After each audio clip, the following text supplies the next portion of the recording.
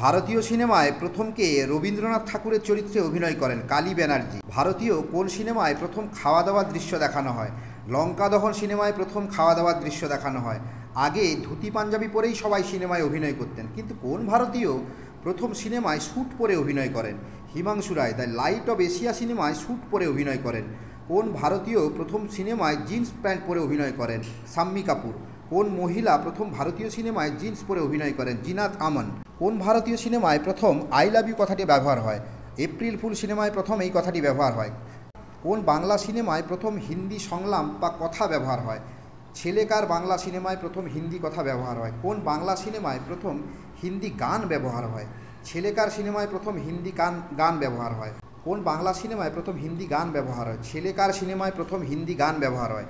বাংলা সিনেমায় প্রথম অভিনেতার নাম কি? বাংলা সিনেমার প্রথম অভিনেতার নাম নরসুন্দর নটেশ্বর মুখোপাধ্যায়। বাংলা সিনেমায় প্রথম অভিনেত্রীর নাম কি? বাংলা সিনেমায় প্রথম অভিনেত্রীর নাম প্রমথা বসু।